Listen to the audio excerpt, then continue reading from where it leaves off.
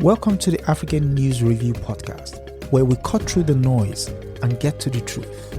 I am your host, Adesoji Iginla, and each week we are here to challenge the biases, prejudices, and misinformation in the Western press about Africa.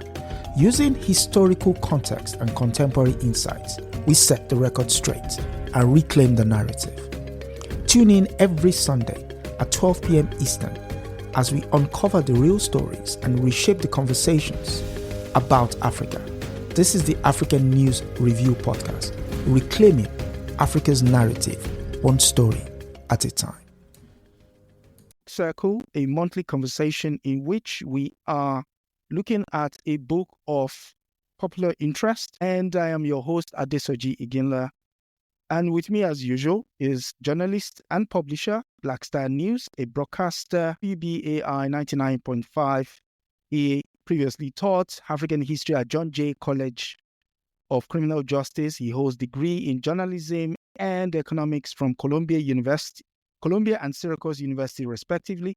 His book, Manufacturing Hate: How Africa Was Demonized in the Western Media, inspired African News Review, which you're already part of. And I should also mention in his free time is an explorer. I welcome Brother Milton Allimadi. Thank you. Thank you to all our guests and the comrades on the show today. Yes. And Sister Aya, my sister from another mother. What can I say? A distinguished leader and dynamic speaker whose expertise spans law, academia, diversity training. I wonder how that will play out now. Non-profit leadership and life coaching. Aya's career is a reflection of her deep commitment to the empowerment and inclusivity, which will bode well with this book we're about to read, and social justice. She holds impressive academic records, having earned a Juris Doctorate and a Master of Arts in Black Studies, along with Bachelor of Arts degrees in Political Science and English, all from the Ohio State University. Her legal career has focused on critical areas such as domestic violence, estate planning, and education law, and showcasing her dedication to societal well-being. She's the regular host of Rethinking Freedom, which bodes well to what we want to do in this present day. She's also the founder of Intelligent and Talented Girls, a mentoring program that has served over 350 girls in Central Texas, empowering the next generation of leaders. Her passion for community service is further evident in her effort to establish the first public library in Opobo, Nigeria, and her work with a school providing quality education for nearly 200 children. Aya's work has been featured in major media outlets such as MSNBC, ABC, Entrepreneurial Magazine, and Black Enterprise, solidifying her as a leading voice in personal development and empowerment. She is married to Dr. Kenichukwu Eneli since 1997, appearance to 5 amazing young adults. She is also the author of the best-selling book on Amazon, Self-Love Revolution.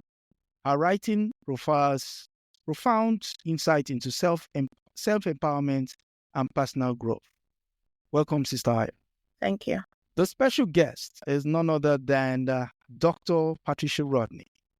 Dr. Patricia Rodney holds a PhD degree in sociology minor in adult education from the Ontario Institute for Students in Education, University of Toronto, an MPH degree in health education and health promotion from Emory, Atlanta, Georgia, and an SRN from the Royal Northern Hospital in London, England. Prior to joining the faculty of Morehouse School of Medicine in 1995, she was a research fellow at the Canadian Advisory Council on the Status of Women in Ottawa, Canada, between 1994 and 1995, program coordinator of the International Task Force on Literacy at the International Council for Adult Education in Toronto, Canada, 1989-93. Dr. Rodney has lived and worked in Barbados, Canada, England, Guyana, Jamaica, Tanzania, and the United States. In the areas of early childhood education, nursing, and public health, she is a stalwart. She also emphasized social work and women, gender, and development. She has traveled to over 30 countries.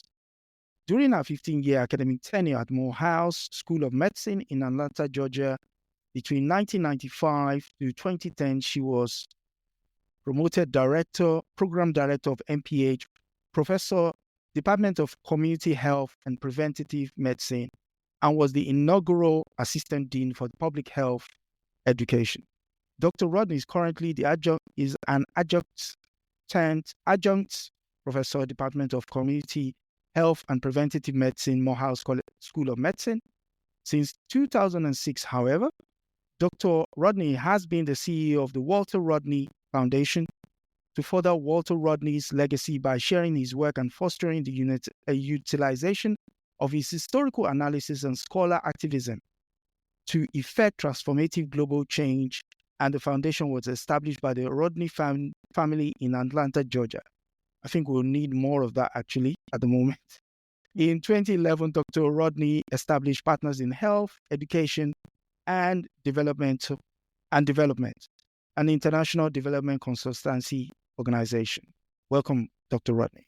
Thank you. Yes, thank you very much. Yes, I want to first of all say she took this call at a very short notice, testament to her ability to encourage community development. And it's also important that we carry this message forth in however we go daily. And the book we are talking about today is The Groundings with My Brothers. Well, brief overview of the book. I have my copy too. Yes, thank you.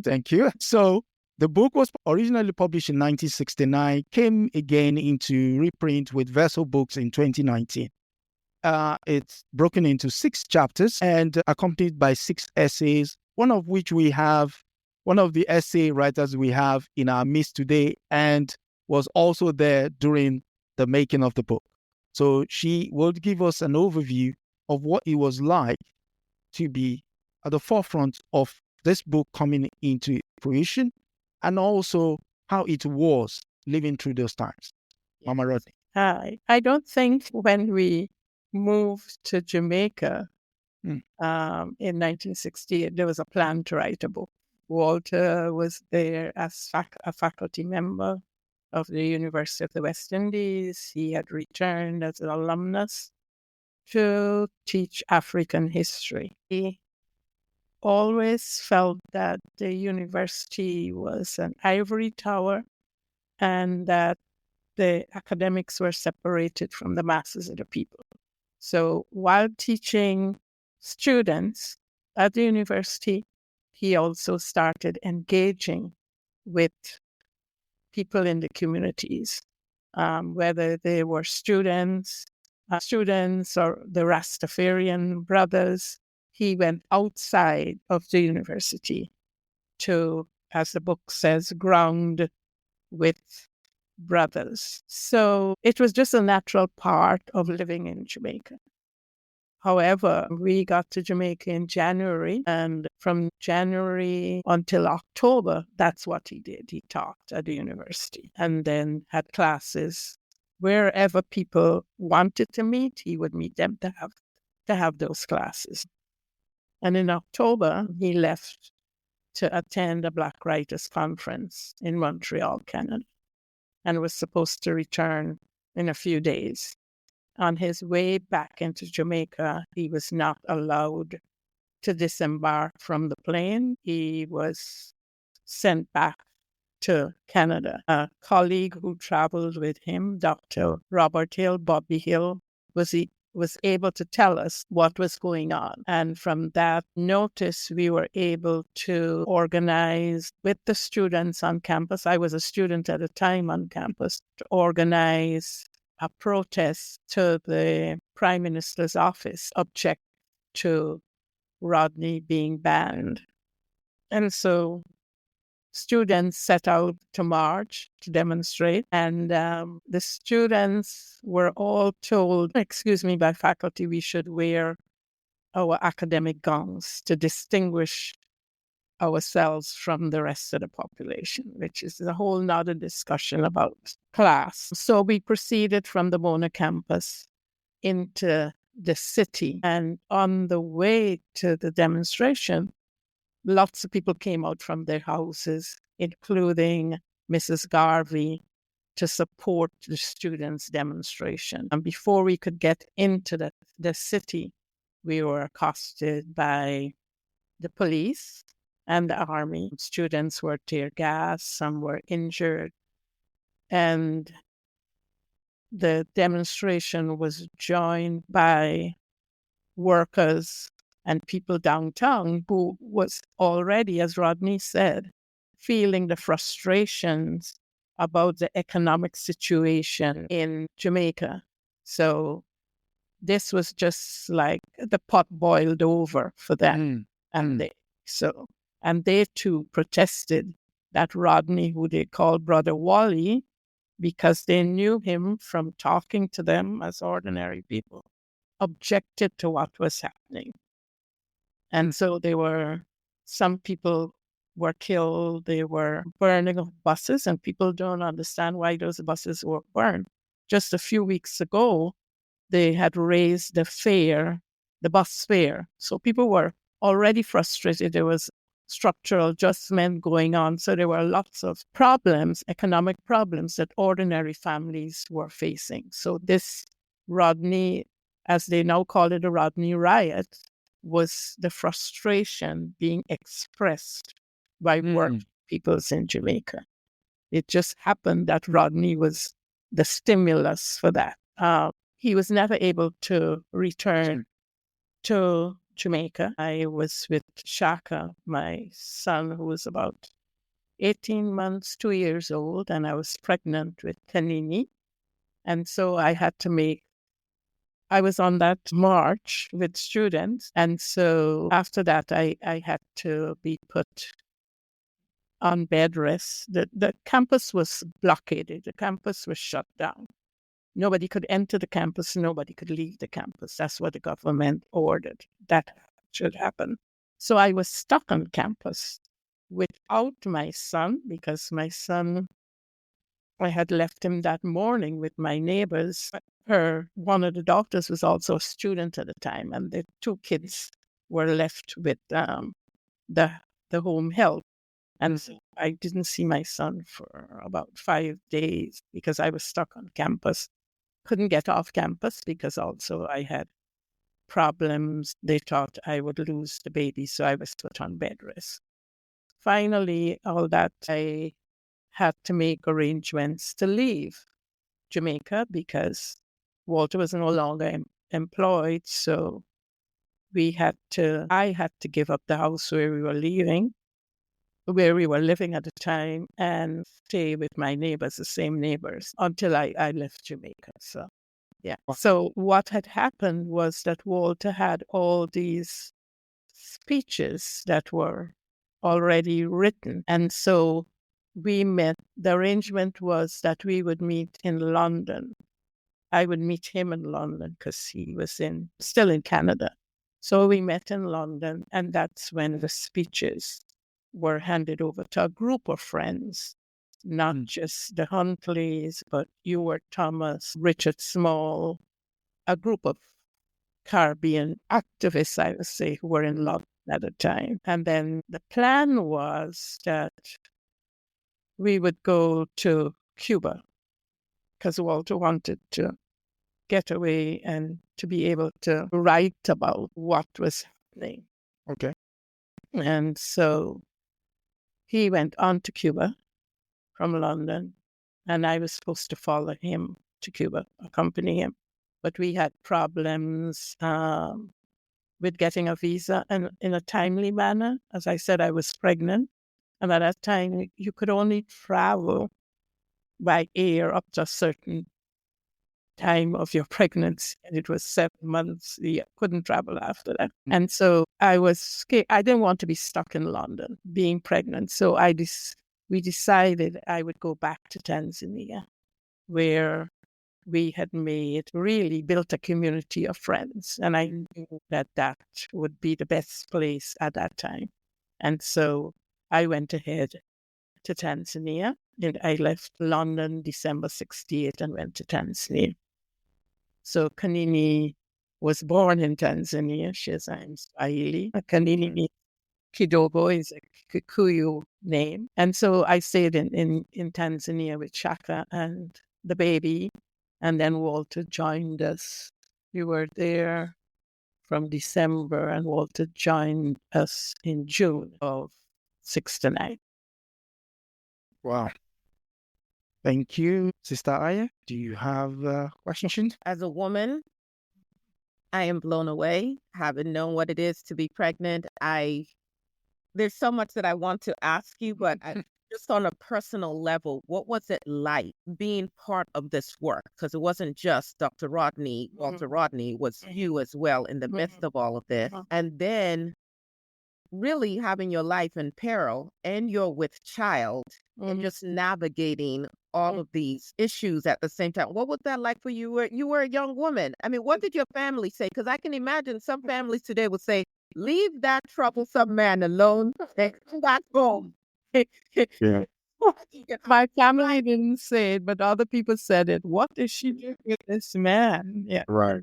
It was, I don't know, in Jamaica, the students rallied around.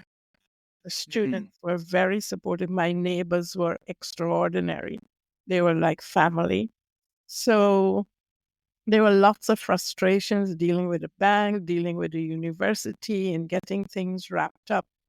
But I always felt I had that support of a community, whether they were the students or my neighbors the Hamiltons, who took us in as part of the family. But the university just abandoned you and Dr. Rodney? Basically, I would say. Basically, we still have that ongoing discussion about the university. Basically, they just, because the government had also threatened the vice chancellor at the time, because what they wanted was the vice chancellor to fire Rodney even before he went off to Canada, Montreal. And the vice chancellor said, no, he's one of the best faculty we have. He hasn't done anything as far as I know.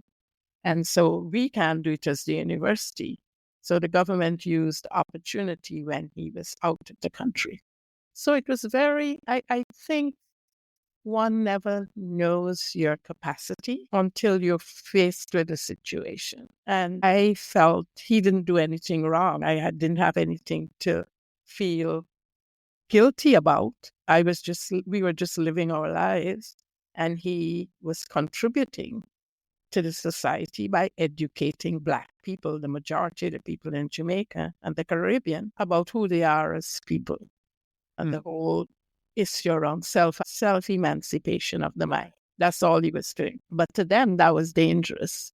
Of course. It was more dangerous than carrying a gun because words are powerful. People said, well, he must be up to something. Why would a university professor want to go into, these areas? Right. There are people who live in these areas, and they're working class, they're people. But it just shows you how the issue is not just of race, it's of class in the Caribbean, which people tend to downplay, but it's very powerful when you put the two together, class and race, because there's racism in the Caribbean, let's face it. The lighter you are, the better you survive in. Yes, the whole issue around Black power was very threatening to them, because it exposed these Black leaders as not really having the interests of Black people and working people. And sometimes I look back too, and I would write something, or I had this interview with this journalist, and I hadn't seen it in several years.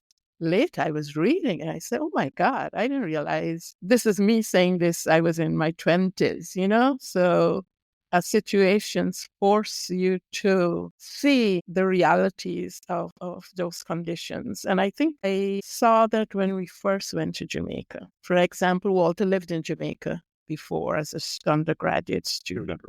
Yeah, so he knew Jamaica very well. So when I got to Jamaica, that was my first time in January 1968. And when we settled into the hotel, because we didn't have a house then, they put us up in a hotel.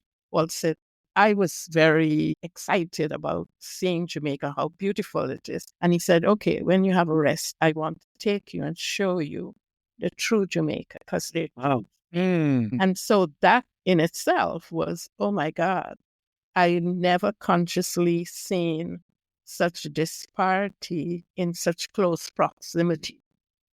You know, you have to go outside sometimes in countries to see the disparities. Here it was blatant because the middle class, the wealthy, lived up on the hills, and then the dongles, as we call it, is on the ground. You can't escape it. And so that was my first exposure, I would say, to Jamaica that made me rethink what I had seen. And then going with Walter to some of these meetings, I didn't go to all of them. Whenever I went to these meetings, these grounding meetings, I saw where people were living and how people were living. So that in itself raised my own consciousness. But I would go back even further and say that in Guyana in the 50s, we had one of the first socialist governments in that region. And so our generation was already exposed to some of those issues of colonialism and neo-colonialism. We were hearing those things as 10-year-olds and 11-year-olds. I didn't know what they mean. But our parents took us to these political meetings every night. So you had an understanding of not just Guyana, but the rest of the Caribbean and even Florida. You were exposed to things like when there were strikes, you understand why people were striking, you know? And so there was a lot of solidarity at that time in the 50s between Indians and African Guyanese around issues of wages and different things. So I think, and then living in England and training as a nurse in England, you also felt the racism and saw the racism. I think Walter and his buddies more than I did, because I lived within an institution, a nursing complex. And so some of the day-to-day things like having to find housing or seeking a job, I did not experience, but you experience the racism from the patients you're actually helping. Right. Yes. So all those things help you to grow as a person, and you don't realize it until you're confronted with a situation and how you respond to that situation. Well, thank you for being who you are. And as you were speaking, I couldn't help but think of, by no choice of your own, you are part of this rarefied group of women, Black women, who became young widows just because they were in the struggle. They were married to men who were in the struggle and thought that, you know, we're getting married, we're going to have a family and Exactly. quote unquote live happily ever after, whatever that means. And so I'm thinking of Patrice Lumumba's wife, Martin Luther King, Malcolm X, and I'm glad to hear that at least at some point you felt like you had that support to be able to endure, because I cannot imagine. I think my children have also played a major role in how I have navigated their father's assassination. They were young. Shaka was only 14. He was quite 14. Wow. Panini was 11 and Asha 9. And I don't think I could have survived it without them. They were my focus, and they gave me the strength to do what I had to do to make sure that they were okay. Right. So what I liked most about the late Walter Rodney was how he always reminded us to make the connection that it's a global system. It's not isolated. And today, in most critiques, people tend to forget that. We start focusing on individuals. Here in the US, we keep talking about Trump, without critiquing the system that produces monsters like that. Some of my favorite lectures that are on YouTube: Race and Class in Guyanese Politics, A Crisis in the Periphery, Africa and the Caribbean. So basically, I have this observation, and then I want to read a little bit from what you yourself wrote in the essay that you contributed to the book. What would Walter say today if he were to see the scene and its effect on African people on the continent today, in the Caribbean, and here in the United States. What would he say? But before that, I just want to read this, what you wrote. For Walter, groundings were not isolated events. Rather, groundings exemplified his approach to life, one where academic and activism were integrated and inseparable in the pursuit of equality, justice, and a common humanity. And then I like that you spoke about Jamaica. And you also wrote, when you got there, you realized that you also were relatively privileged compared to the people that you wanted to engage with. And you wrote, we had a seemingly ideal life at the same time that we were the products of working class families. We were also enjoying academic privileges and social access afforded by his academic position. Walter, however, was torn by the lack of connection between academia and the working class, and he had a strong desire to bridge these worlds. So your observations. First, what would he, in terms of assessing today's conditions, and then anything else you want to add the Jamaica?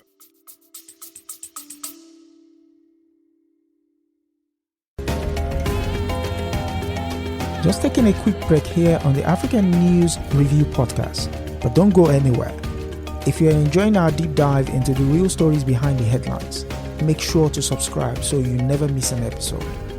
Every Sunday at 12 p.m. Eastern, we're here to debunk the myths and bring you the truth about Africa. Want to help spread the word? Share this podcast with your friends and leave us a review. It goes a long way in helping others discover the real Africa. Without further ado, let's get back to setting the record straight.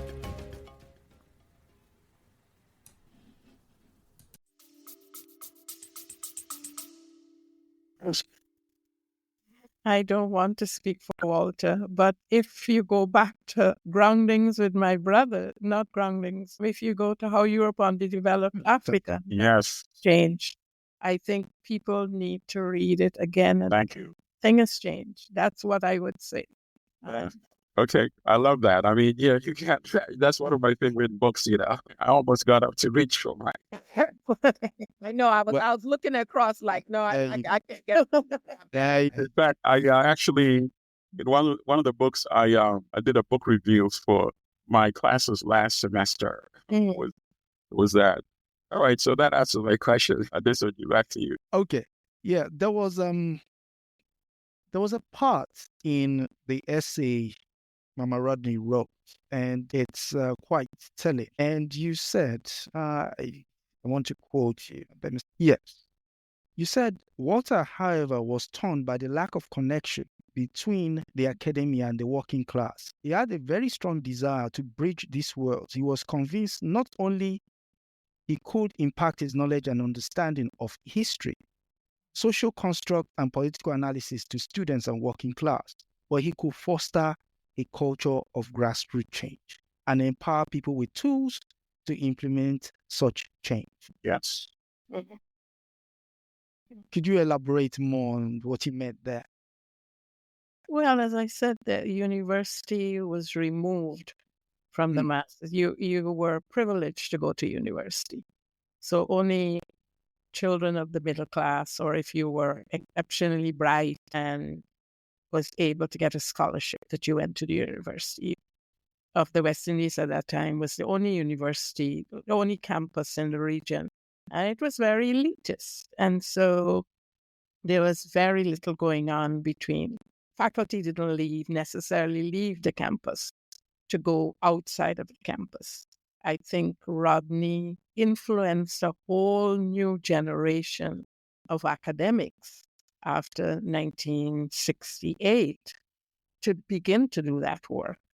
So out of that came a lot of younger people, for example, Professor Vereen Shepherd and others who saw the importance of going to the masses of people to really understand. You can't do research and write papers just to get publications without addressing the needs of the people. I think that's what he meant. What are you doing research? Who is the research for?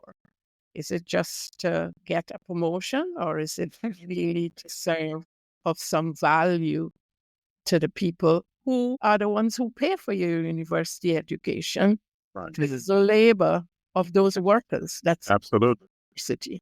It's not private people who support the University of the West Indies that was supported on the taxes of working people. And so, yes, I think he felt that that gap needed to be filled in order to really change the system that we live in. Because even though we got independence, a lot of our institutions were just tinkered with.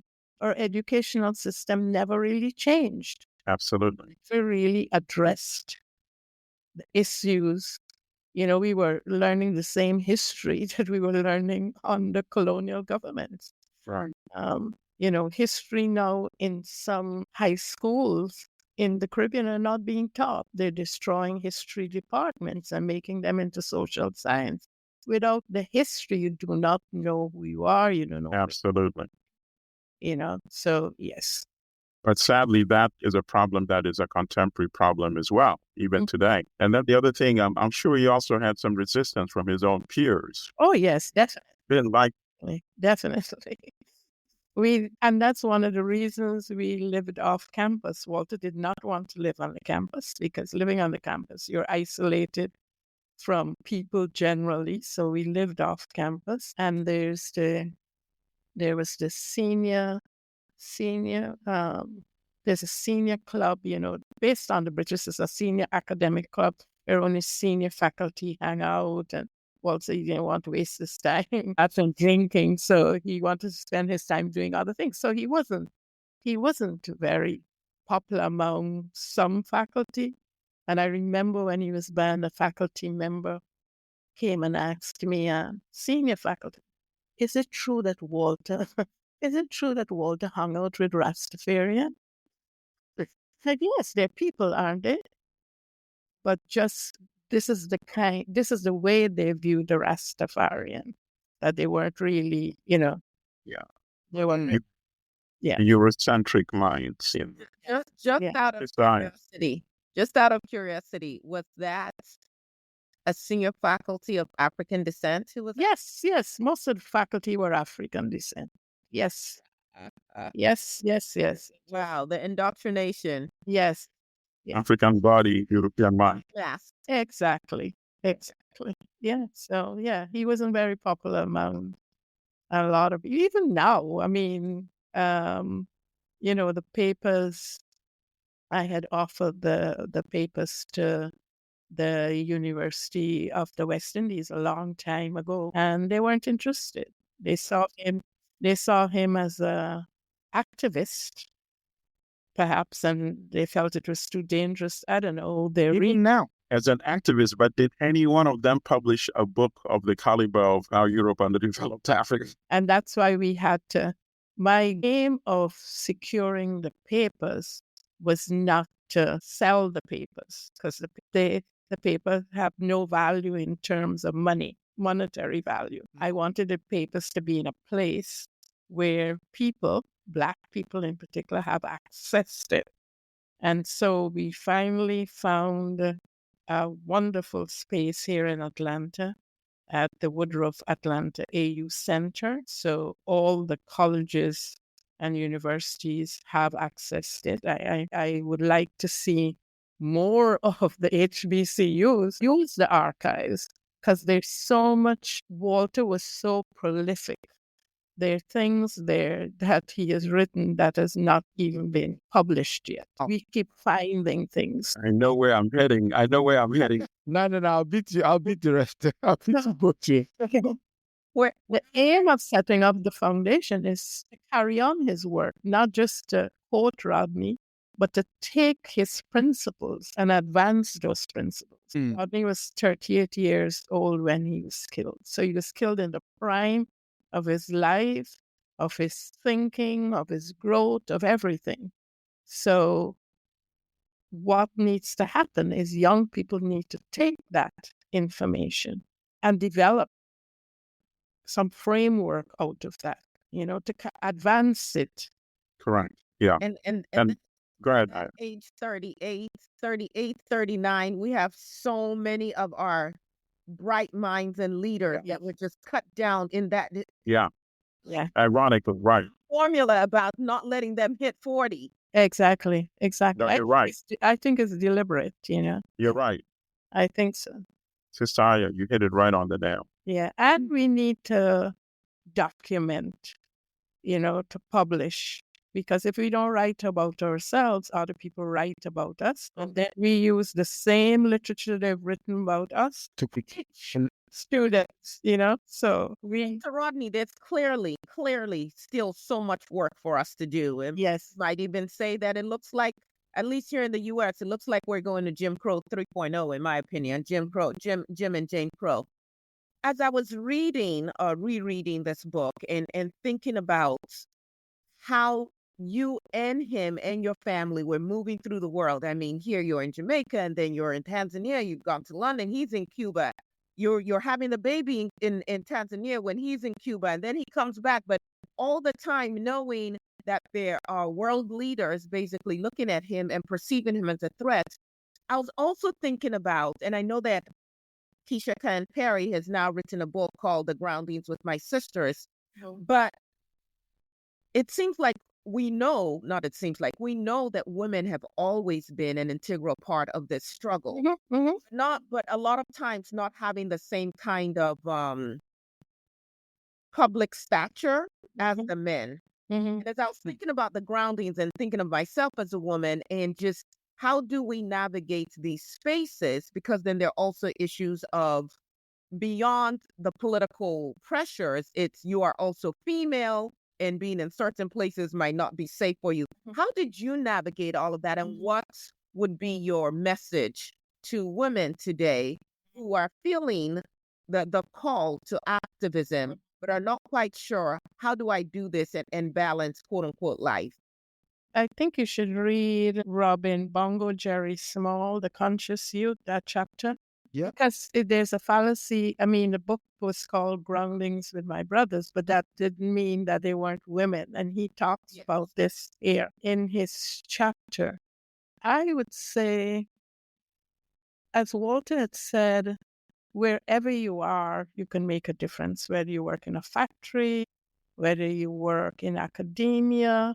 I mean, my academia wasn't smooth either, working in academia, because I was working in a very conservative space, medicine. And here I was doing public health and wanted my students to think differently before they act.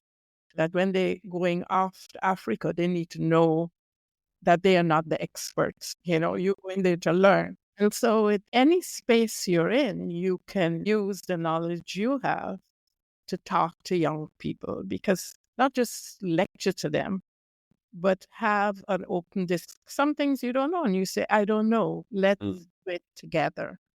I think, and being able to listen to them, because these young people are very bright, and sometimes we treat them as if they don't have a brain. We want to tell them what to do. We have to listen to them and say, perhaps there's another way of doing it, but this is the way I've done it.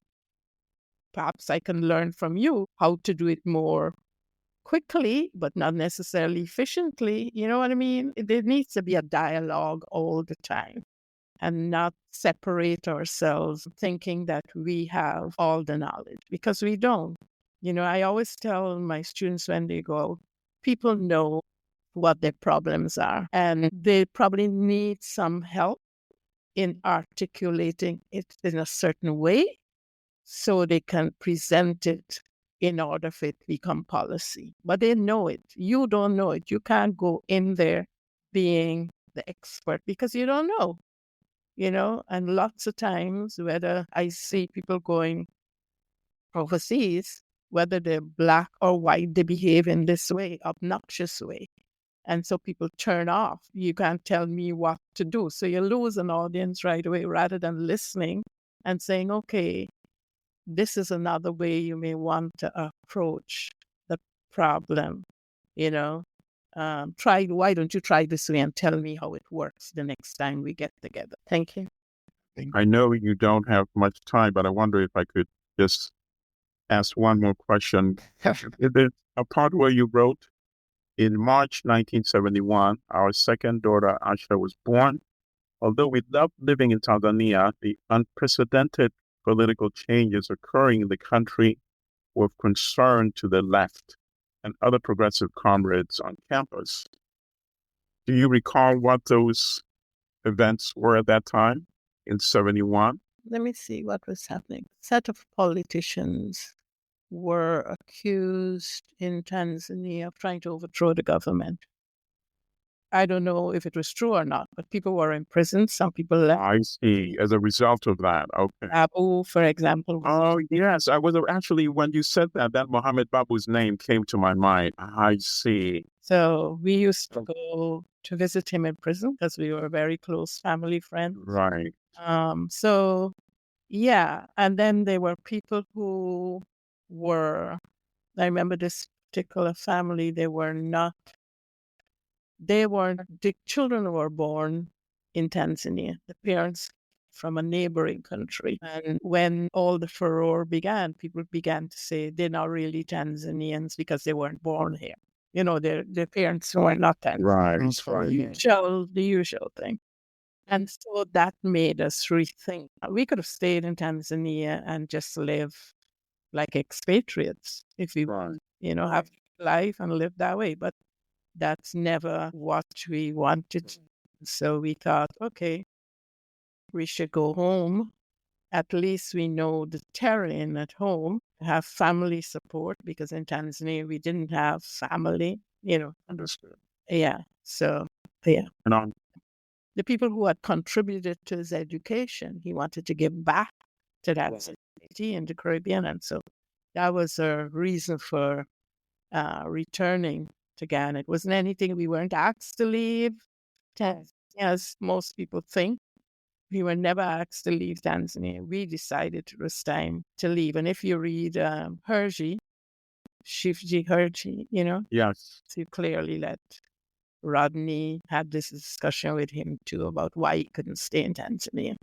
Because there's so many nuances you don't understand. You could a language, but there are things that you don't understand about that society. Be truly involved in it. And he felt he wanted to be involved, and that's why we returned to Guyana.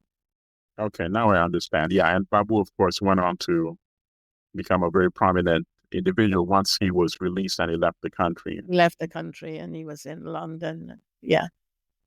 Dr. Rodney, what's interesting that you referred to living in Tanzania as we could have still lived there as expatriates, because when you come to Africa, you're an expatriate. Yes. But if you come to America or Europe, you're an immigrant. And they're very different social classifications. Oh, yes. Of how each term is. Of course. Oh, yeah. Yes. Good idea.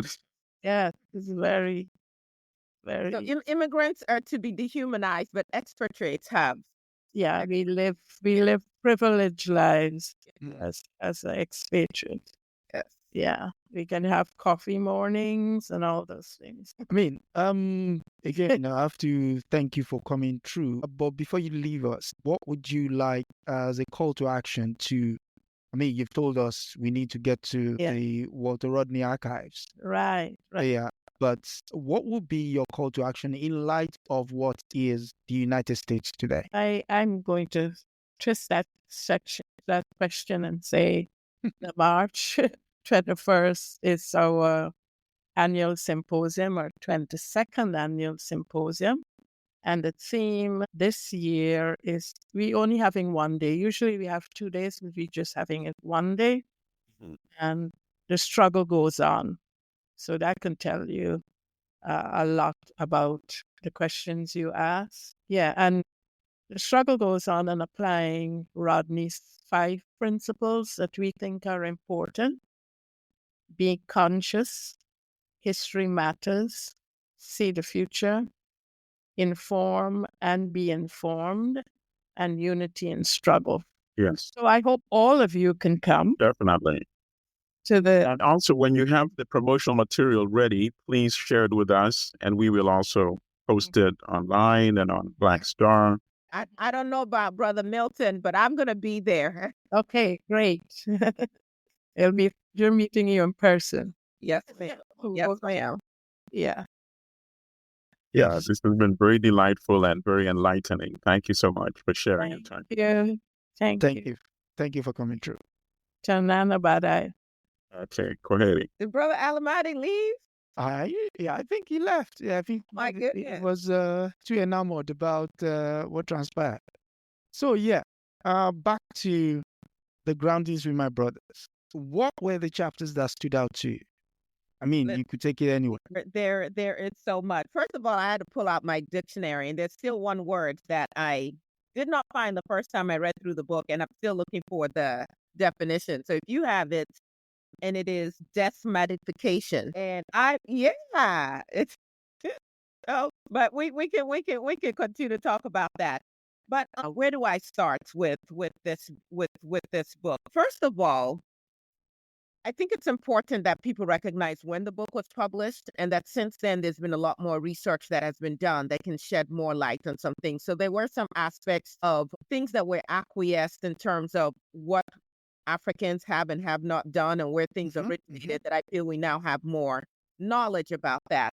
But what was interesting to me, and we'll get into the more nitty-gritty stuff, but what was interesting to me in those opening chapters where he's talking about Africa and what came from the Middle East versus Africa versus Asia and all of that, I just had to write in my notes, middle of what's East? There's no other landmass that is just, it's like, where did that terminology come from? Except, in my opinion, and research I think will back this up, that you've got to separate a landmass and their accomplishments from Africa. And so it's just in the middle here.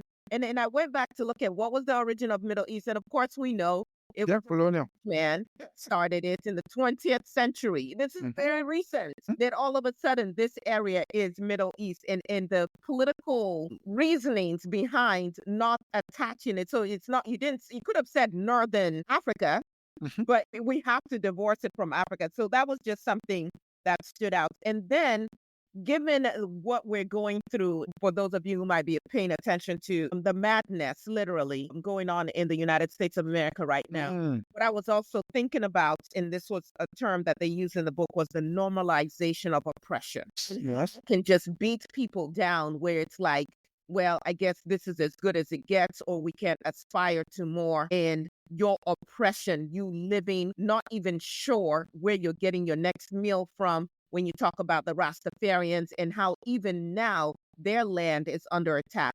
We can talk about in the United States, Gullah Geechee area and Hilton Head, and how there are still ongoing issues right now about leave our land alone. And of course, we can now bring Greenland into the conversation. Apparently, America thinks that they can just go and colonize again. So we tend to think we're in a post-colonial period, but there are still colonies all over the world. And also, are white people owning Black and brown people, or attempting to anyway. Go ahead. And also, with regards to the naming of places, you want to rename Gulf of Mexico, I can't even bring myself to say. I can't bring myself to say it because it's laughable and stupid. But it's laughable and stupid, but that doesn't mean that they're not trying. Yeah, I know. And we don't resist. It doesn't mean they won't succeed. I mean, to buttress that bit, what's his name? Brother Walter Rodney. He invokes the name of Stokely Carmichael a lot. And the reason why I think that is important is he also says, which is read, be informed, inform others, right? Stokely Carmichael, in his book titled Stokely Carmichael Speaks, Stokely Speaks, there is a part there where Mumia Abu Juma, who wrote the foreword, said he was in conversation with him. And if you permit me, I should read this part. He said, true revolutionaries must not bomb rush the mic, but take valuable time to study, he explains. Because revolutionary theories are based on historical analysis, one must study, one must understand one's history, one must make the correct historical analysis at the correct moment. You must make your historical leap and carry the struggle forward. Not only that, you cannot rep if you really don't know what you're saying. If you don't know the answer, 14 months ago, it became clear to me that the Black community was heading for political chaos. I knew that if I didn't have the answers, it was silly for me to stay here and keep rapping about what I didn't know. Why should I stay here to get up on television and tell you a whole lot of nonsense? It only caused confusion in my community, and I didn't want to do that. Confusion is the greatest enemy of revolution. Confusion is the greatest enemy of revolution. That is Stokely Carmichael speaking. The same man, Walter Rodney, references. So multiple times. Multiple times. So it's the mind boggles that now we are in the age of... Hold on to that thought. And then, of course, we know Jamaica went out of its way to ban every book that Stokely Carmichael wrote. And also, don't forget, fast forward now, they're banning the books that you write about your history. Just like Mama Rodney reminds us, we need to write those books. Now, they're banning the books you've written about you. What does that sound like? That's modern age counseling. Yeah. It's the continued silencing and erasure. And whether we silence your voice by restricting where you have access to. So, for instance, we know that Dr. Walter Rodney could not make it to the Pan-African Congress because they would not let him go to speak. Yep. Whether we look at the university in Jamaica saying, hey, well, not the university being contacted to get rid of him. In the West Indies. So, yeah, the West Indies. And Jamaica decides, okay, we're just going to make sure that he can come back in. And then finally, when all of that could not silence him, let's just do away with his life.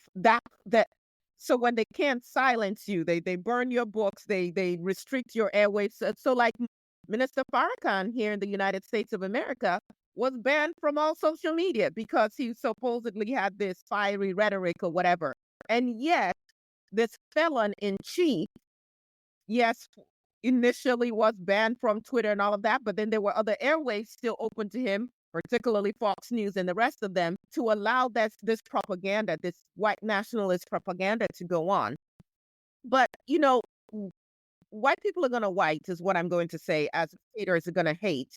But there's something that really pulled my attention in this book. Well, there's so many things, but where he talked about no conscious Black man can be colorblind.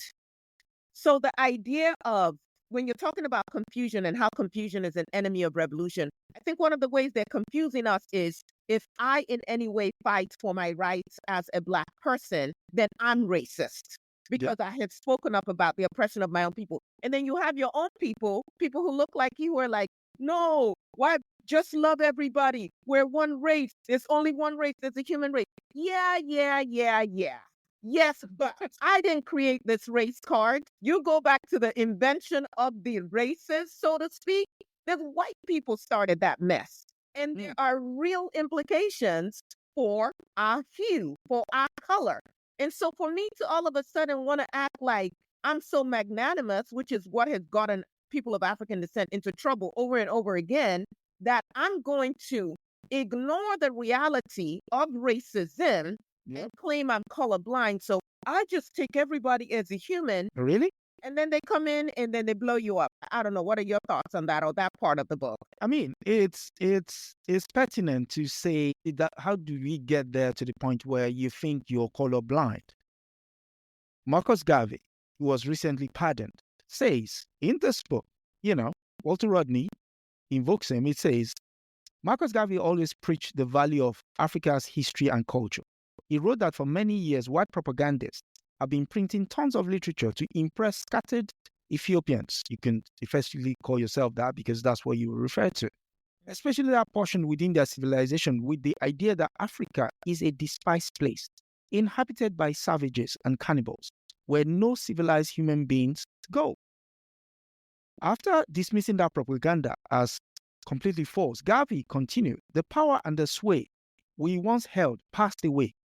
But now, in the 20th century, we're about to see a return of it in the rebuilding of Africa.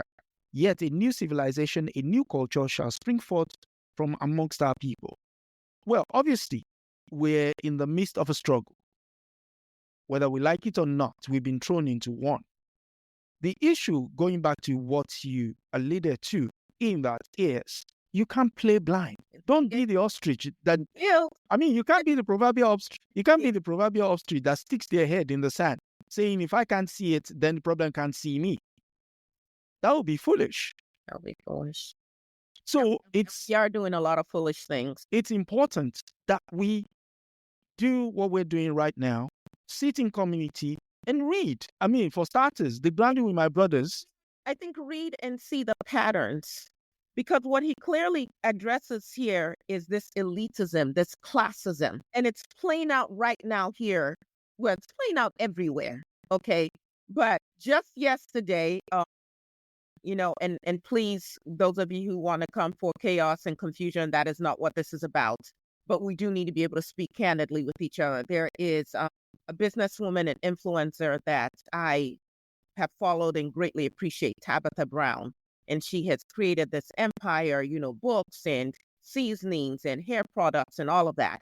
And finally, some of these big box stores have allowed her products to be prominently featured on their shelves. Well, some of these same big box stores have now said no to DEI. We're rolling back all of our policies and so on and so forth.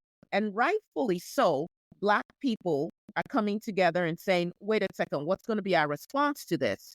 And part of the conversation has been boycott. And then here she comes on her Facebook that I saw yesterday, might be on other platforms, but I saw it on Facebook. And she's basically making the case for, on the one hand, yes, you guys do what you think you need to do.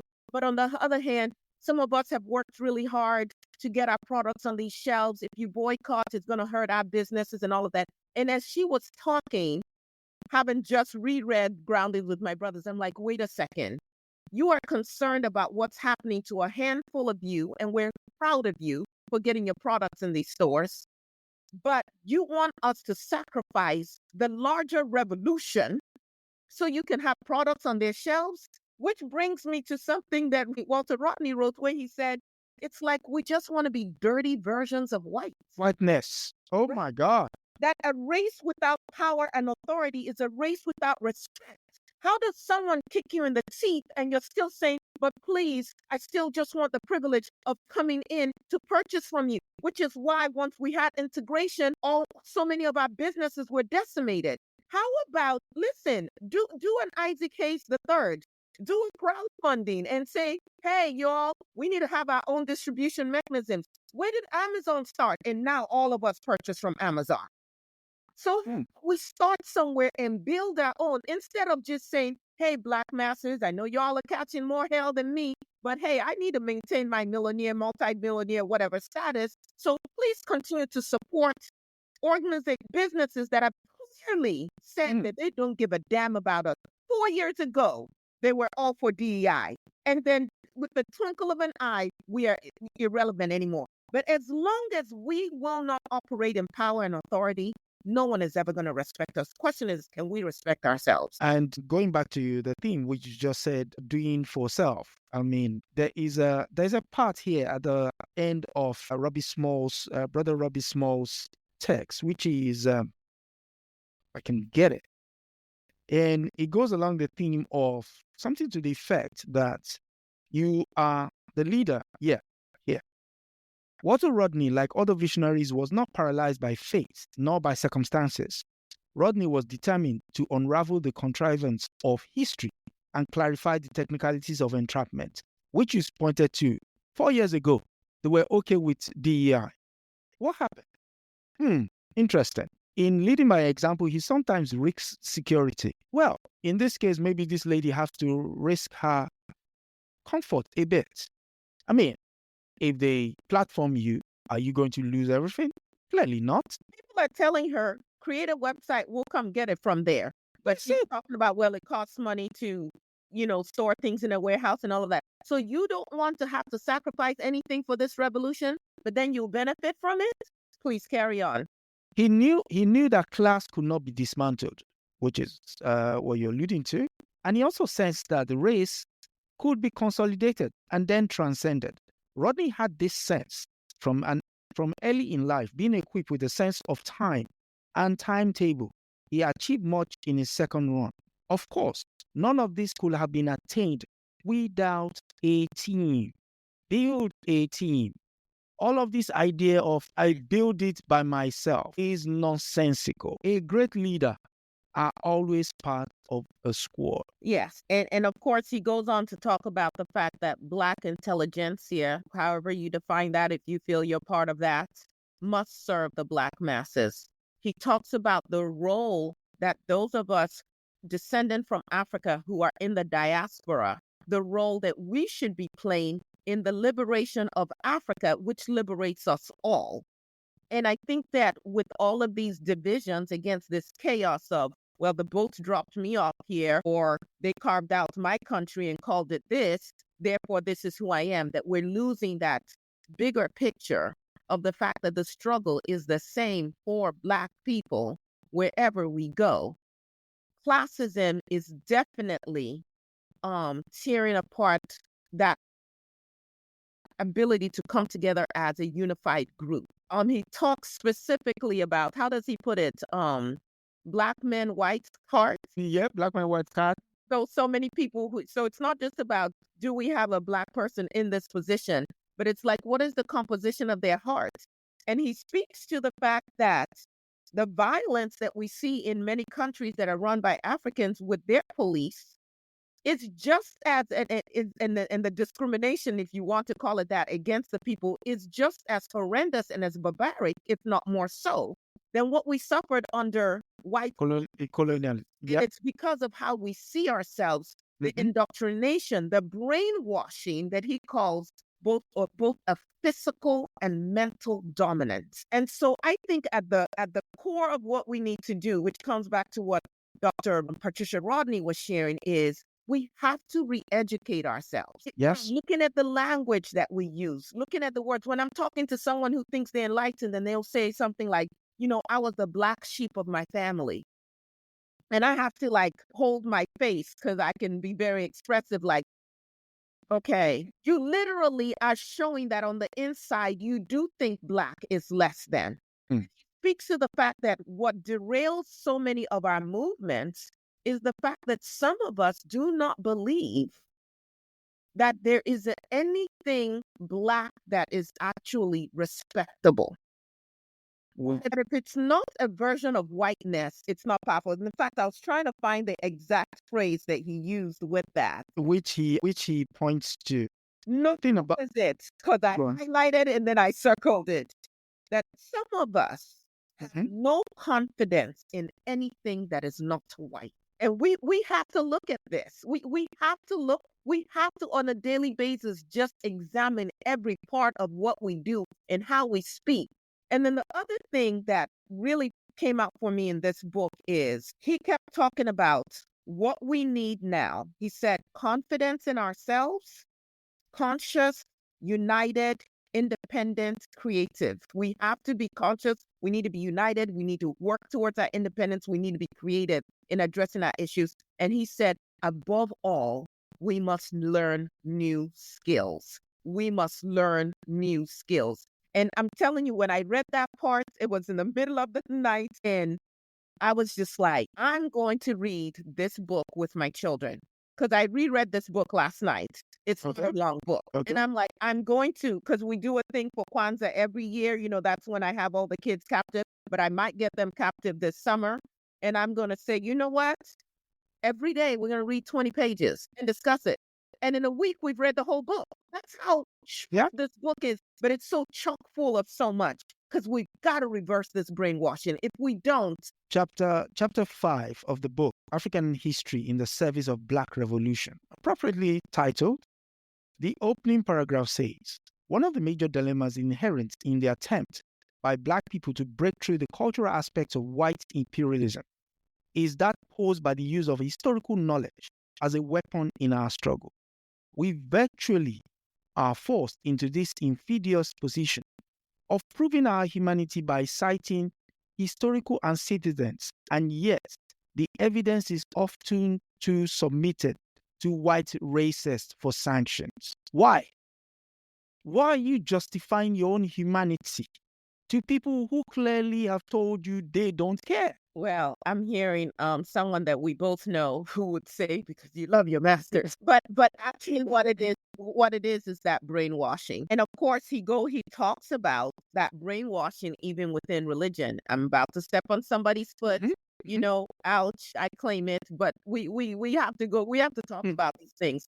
So he talks about the white symbols of Christian religion and that Black people continue to administer the system that perpetuates the white values. Even at the school that we're working with in Opobo, my goodness, I almost got myself thrown out of there because I'm looking at the list of books and the curriculum and, you know, how the school is set up. And I'm like, what is this Christian education here? Like, we're not a church. No history. To Dr. Patricia Rodney's point, so many places, African nations and other places that are predominantly African, we have taken out our own history. When we do teach history, we teach about World War I and World War II from their perspective, not even our own history. But in this particular school, we didn't have history. We did not have any history, let alone African history, let alone Opobo history, but we had Christian education. And when I questioned it, the collective looks on the faces of the staff, I was like, there's a bomb about to go off and I'm going to be the one going up in smoke. The way that has been integrated, and of course, John Henry Clark talks about this, when you cannot see God in your own image, how can you ever really uplift yourself? And this is a problem. There is another part still in the African history in the service of Black Revolution, where he says, and to buttress the point you were making with regards to the displacement of African history in our curriculum. In Jamaica, a recent proposal to teach African history and an African language in the schools was turned down by, wait for it, a Black prime minister. The conclusion is clear. Jamaican freedom fighters would read some African history in the course of preparing for in the course of preparing for and engaging in hostilities. But the struggles will not wait until the re-education of the masses of the Black people reach an advanced stage. So which is saying, start where you are. Start where you are. Yeah. You don't have to read the entire books behind a certain gentleman to... Wait a second, are you going to ignore my... No, I'm just kidding. Well, that's not even a bookshelf. That looks like a book stand. But, so, yeah, okay. Listen, you're not going to insult me on this Beyonce internet. That's or for some people, I guess it'll be Al Gore's internet.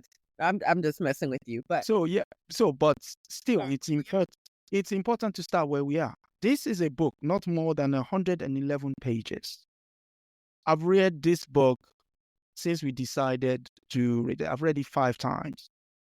So I mean, if you look at the pages, it has been massacred. So it's kudos to Dr. Rodney and the people who put the book together to say, I mean, I would say not a page was wasted. Not a page. Not a page was wasted. Of that 111 pages, you struggle to flip a page and not find something useful. Let me share just a couple of things from the very last few pages of that book. It says, and I'm going to read, history has an active cultural and political role because of its relationship to national and regional identity. We must ask ourselves, whose history gets told? Understanding that so much of what we're dealing with right now is a consequence of slavery and colonialism and neocolonialism. And when we don't make those connections, we can end up fighting each other. And then in the chapter that Randall Robinson wrote, just a little bit of a summary where he was saying, we need empathy. Yep. You don't empathize with people if you don't talk with them and you don't understand them. And so again, those of us who you may not be in academia, but you are living in the suburbs, you're living in the nicer part of town, and you have no idea what it's like to live on the other side of town. And you work in these places, but you don't talk to the janitors or the less thans. We need to change that because we can't have empathy without conversation. He talked about awareness. And we can get into the need to study, the need to talk to our elders. And I would say with that, the need not, the desire, this is what Walter Rodney, when you look at him getting a PhD by the time he was 26, when you think of him, he could already speak Spanish, but he wanted to study the Portuguese of colonialism for himself, not someone else's interpretation. So he went and learned Portuguese. And there was another language that he learned so he could translate it himself. We need to also be about a certain level of excellence. If you're going to call yourself,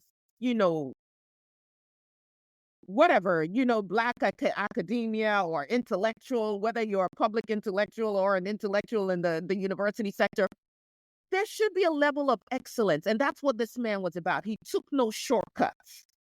He would go to the source, learn the language if he needed to. He made the time. He still had a family, and he still spent time with his family. Because why? He wasn't at the senior club drinking and smoking for no good reason. Yes, I'm throwing that shade. Okay. But Robinson goes on to say, so he says, empathy, awareness, respect for self. Just check yourself. Do you respect yourself? Respect for others. And then the fifth one, constructive action. And so many of us are waiting for a savior. Like Patricia Rodney was saying, start where you are. Influence the people right where you are.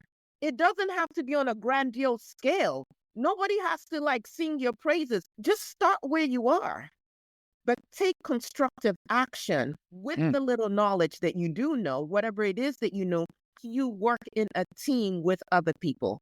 And that's definitely what I'm committed to as we fight these white nationalists all across the globe. And as we fight the Black men and women with white hearts, because they're a problem too. Yeah. Again, another person he invokes in this book is exactly. And we see a whole raft of them playing themselves out.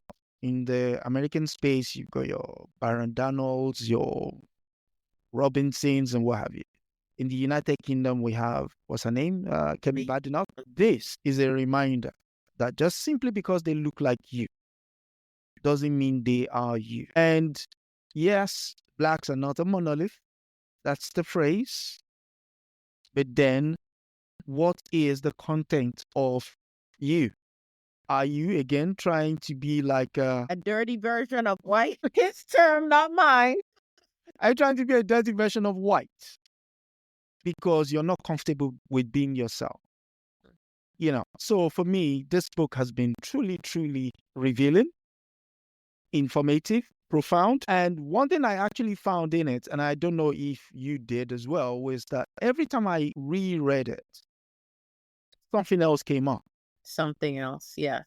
It's almost as if the book is a living document. Something comes up. It's like, oh, by the way, I think you missed this part. But you read it through the lens of whatever additional knowledge or lived experiences that you have, which is why it's so important for us to be in conversation with one another.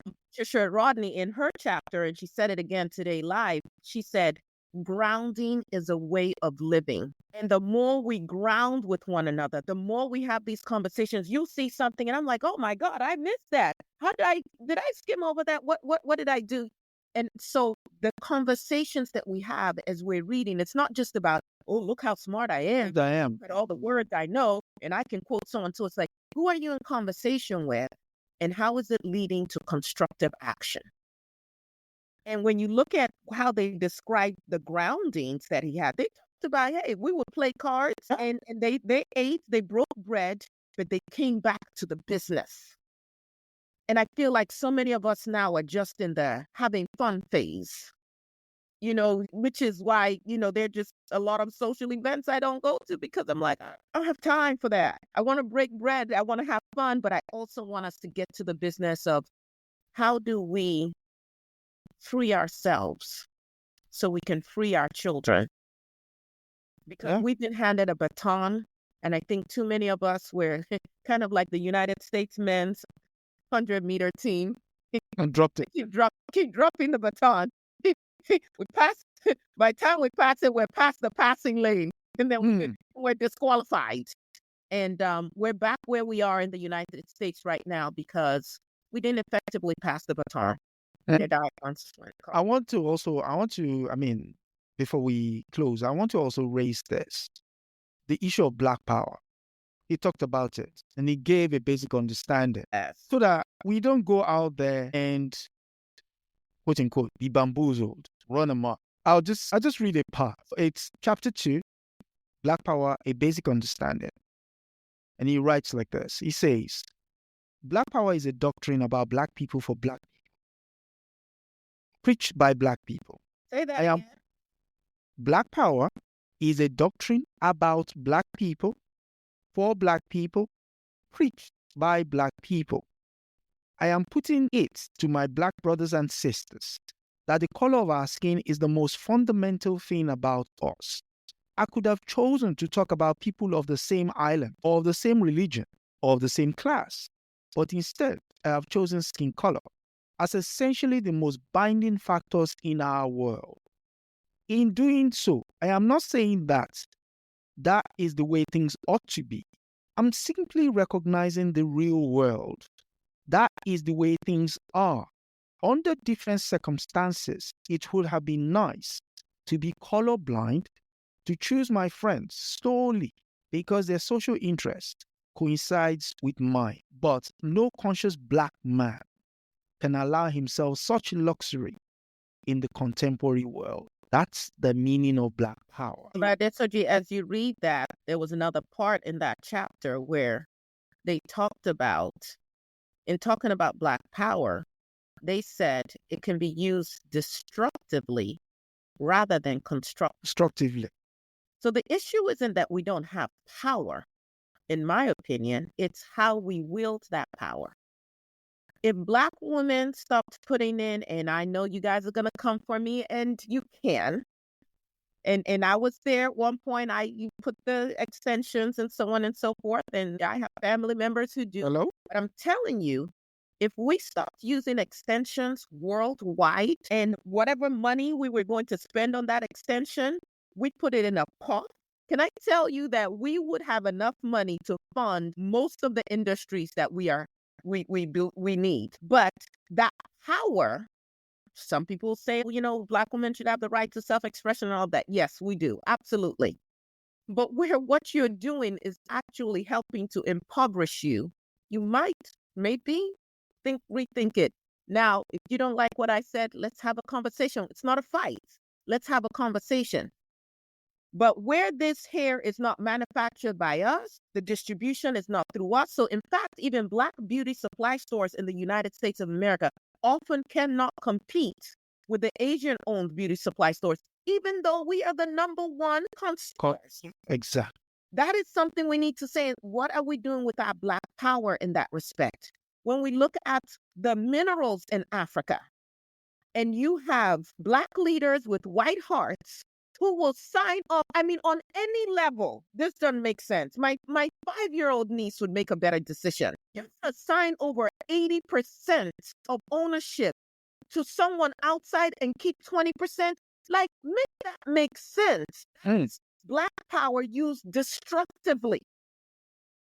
When we talk about the violence in America, I don't, quite frankly, cannot recall, and someone correct me in the chat, any instance where, quote unquote, and I'm using air quotes, gangbangers have gone and avenged racism on the part of white people towards Black people. But we will use those guns to kill each other. We will avenge each other. This gang killed my brother, so we're taking 3 of them out.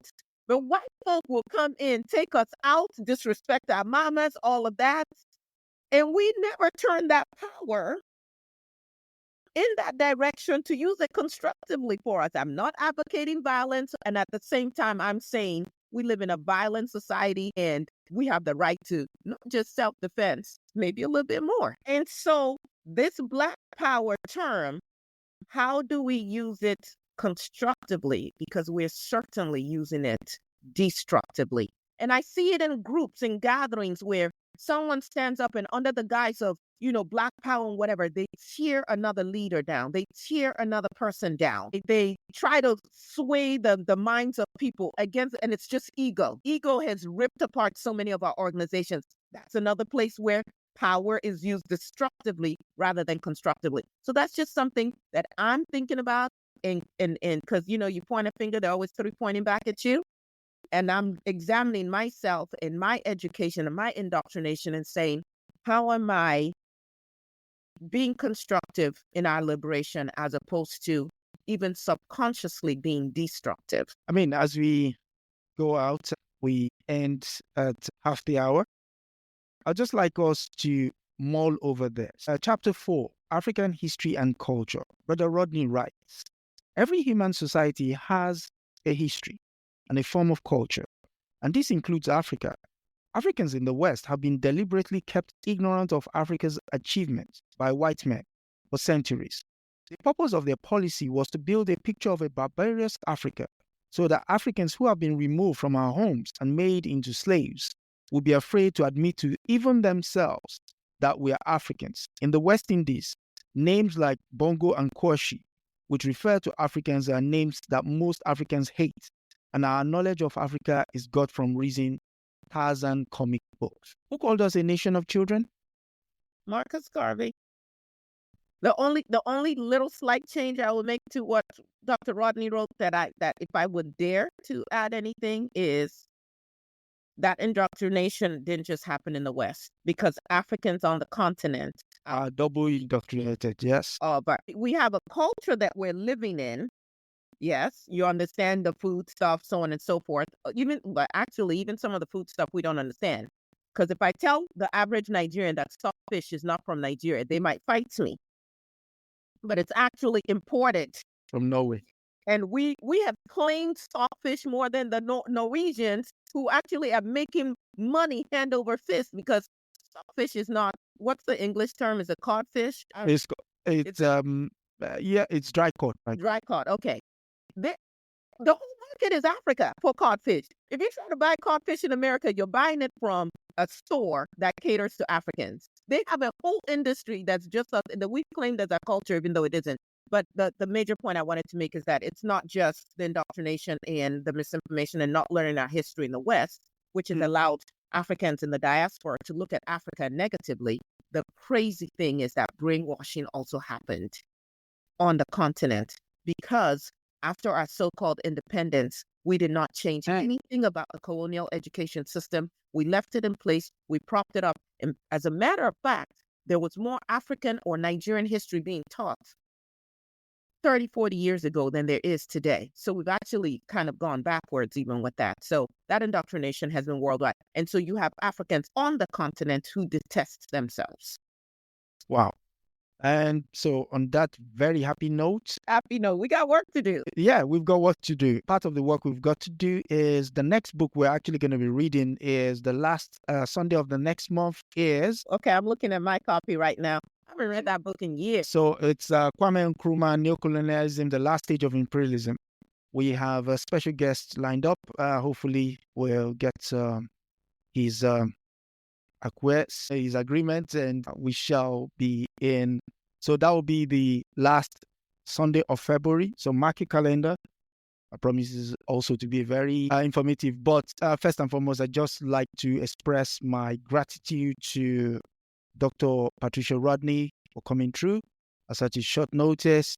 Brother Milton also had a prior engagement, but he had to pop in today. And Sister Aya has been kind enough to, go to do a proper groundings based on the book, The Groundings with My Brothers, again, by Walter Rodney. It's 111 pages, first published 1999, subsequently now published by Vessel Books. It's available on Vessel Books, amongst his all other books. Whoa, yeah, actually, I should do that. Walter Rodney did not just publish, the most important one was How Europe Underdeveloped Africa, which is a classic.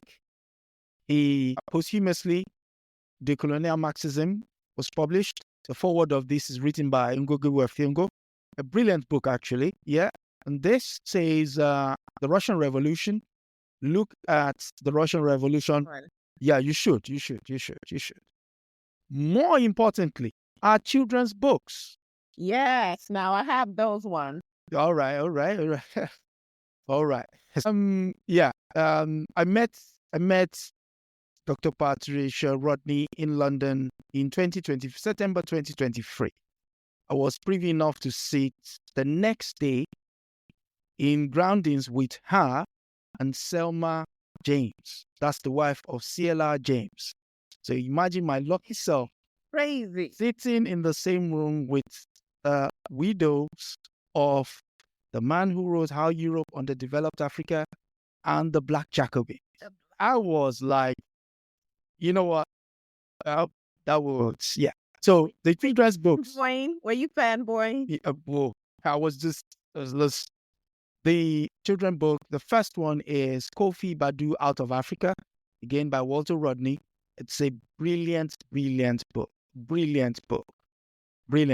And then the last but not the least is Lashmi Out of India, also by Walter Rodney. So basically, it's chronicling the history of Ghana for kids, but it's the history of the Caribbean for kids. So those are two. Yeah. So again, thank you for coming through. What can I say? It's been a brilliant discussion. Hopefully you guys listening would get more out of this. Yes, speaking of listening, you can download this audio version on all your major podcast platforms from tomorrow morning. Yeah, say Monday. Yeah, Monday. Yeah. So Monday the 27th. So, and Sister Aya? Hit the subscription button if you haven't. Yes. Other media, because one of the and it's inexpensive. It don't cost you anything to share. Is to get this kind of information out to more people, because we often share stuff, people dancing, cats, wearing makeup, whatever. Things that, laughter is good for the spirits, yes, but we need to also share things like this. Yes, do all the good stuff. Share, like, share, subscribe. And a shout out to someone else. Yeah, go on. Wade Maya. He's doing talking about understanding more about Africa. He's doing an incredible job going through different parts of Africa, different countries, and really highlighting these countries. And he does it in a very entertaining way. So for people who don't want to read but still want to get some knowledge, and he just dropped his latest video on Lesotho. Okay. And so very beautiful. He did a fantastic job. I learned so much that I'm like, I got to add that to my list of places to go. So please support the brother and what he's doing as well. Yes, Brother Wodemaya and the Real African Diary, Tunacheki, just to name a few. But those three, please give them a follow, and you'll be informed as well. But more importantly, read the books. Read the books as well. Read the books. Yes. And yes, Sister Aya, thank you again for coming through. Thank you. And from me, it's good night for now, and God bless. Thank you. Yes, that was fantastic. That was fun. Man. That's a wrap for this week on the African News Review podcast. We hope you are leaving with a clearer, more truthful picture of Africa. Remember, every story has another side, and we're here to uncover it. Don't forget to join us next Sunday at 12 p.m. Eastern as we continue to challenge the narratives and reclaim Africa's voice. If you've enjoyed the show, be sure to subscribe, share, and leave us a review. Until next time, keep questioning, keep learning, and keep seeing Africa for what it truly is.